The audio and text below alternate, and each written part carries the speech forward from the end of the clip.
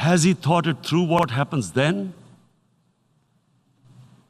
Mr. President, has anyone thought that what happens when there is a bloodbath? What do you think the impact will have on people of Kashmir? What do you think they will think? The way they have been boxed in their houses, treated like worse than animals, no rights. Thousands of all the political leadership has been arrested, taken out of Kashmir. Even those Kashmiri leaders who were pro-India have been taken out. 13,000 boys have been picked up and taken to God knows which destinations. So what do they think?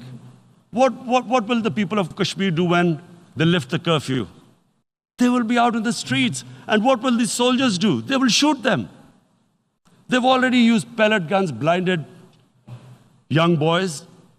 In the last 6 years, the 5 years, the oppression that has gone on in Kashmir. And so, Kashmiris will be further radicalized. Mr. President, there will be another Pulwama. And guess what? India will blame us. They're already blaming us. They're saying all this is happening because of Pakistan. One of their defense ministers said there are 500 terrorists lined up on the border to go in. Why would Pakistan send 500 terrorists when there are 900,000 troops? What impact are they going to make? What will they do? And don't we know that the moment there is some terrorist attack, all that will happen is there will be further cruelty and oppression of the people of Kashmir. We will just give the 900,000 troops to further crush the people of Kashmir. And then we'll give the Indian government an excuse that, look, Pakistan is a terrorist state, and this mantra that has gone on, Islamic terrorism. The moment you use this catchword, Islamic terrorism, the whole world turns away. No one talks about human rights. You can do whatever you want, which is what has happened in Kashmir, because they keep using this word, Islamic terrorism. And this is what they're doing right now. What do we benefit from further increasing the cruelty on the people of Kashmir? And why would we want this? But there is no other narrative left for India. As when they lift the curfew, whatever happens, Pakistan will be blamed, and there is always a danger of another Pulwama. They might come and bomb us again, and then another cycle might start. And what does Narendra Modi think?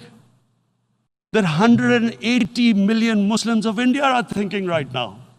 Aren't they watching these Kashmiris stuck inside for 55 days they've been stuck in? Aren't they watching? What do you think? Don't you think that the Muslims will be radicalized in India? And I am talking about 180 million people. And when they get radicalized, there will be some incident in India somewhere down the line. Again, we will be blamed. And I'm warning you right now, again, we will be blamed. And Mr. President, what about 1.3 billion Muslims who are watching this? And they know that it is only happening in Kashmir because they're Kashmiri Muslims. This is not happening to Kashmiri Hindus. They know that this is happening because of their religion. So what do you think they will be thinking? What do you think the Jewish community would think if they were, forget 8,000 Jews stuck like this? What do you think Europeans would think? What do we think? I mean, any human community, if their members are stuck like that, what do you think they will think? Are we a children of a lesser God? Is it not going to cause us pain? And then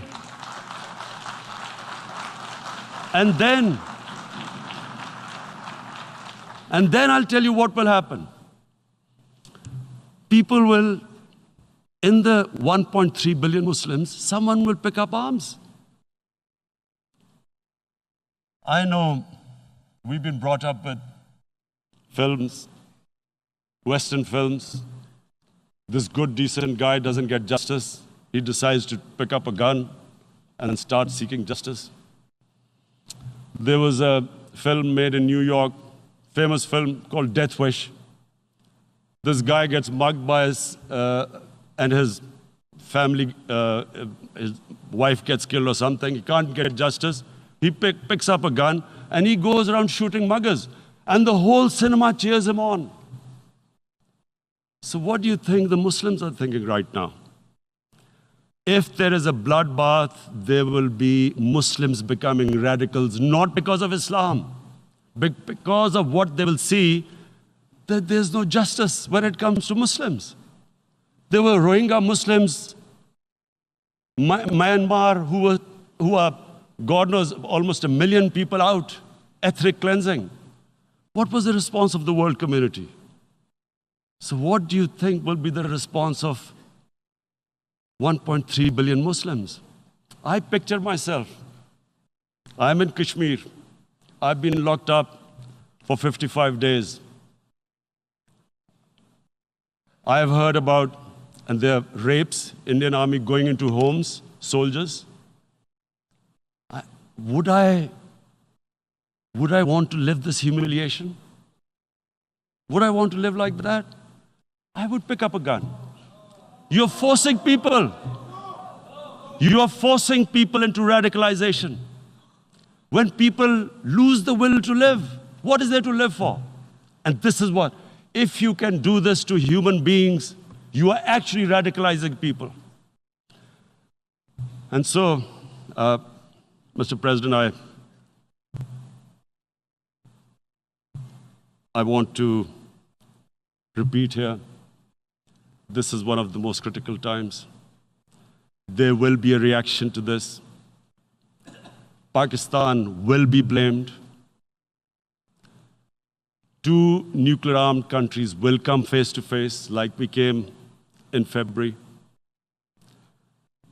And before we head in that direction, the United Nations has a responsibility.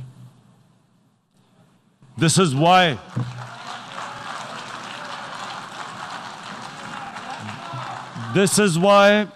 the United Nations came into being in 1945. You were supposed to stop this happening. I feel we are back to 1939, Munich. Czechoslovakia has been taken, annexed. What is the world community going to do? Is it going to appease a market of 1.2 billion, or is it going to stand up for justice and humanity?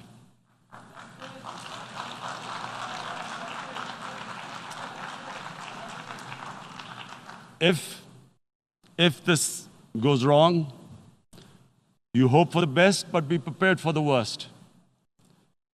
If a conventional war starts between the 2 countries,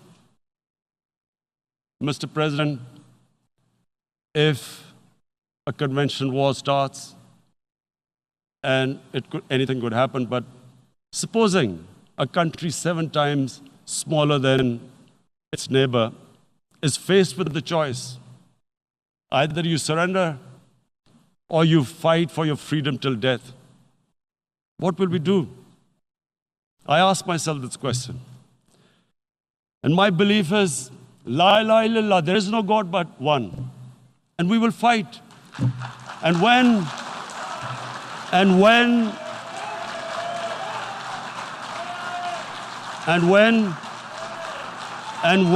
a nuclear-armed country fights to the end, it will have consequences far beyond the borders. It will have consequences for the world, which is why I repeat I'm here. Because I'm warning you, it's not a threat. It's a fair worry that where are we headed? And I've come here to tell the UN, you've got to, this is a test for the United Nations. You are the one who guaranteed the people of Kashmir the right of self-determination. They are suffering because of that. And this is the time This is the time not to appease like in 1939 appeasement took place. This is the time to take action. And number one action must be that India must lift this inhuman curfew, which is last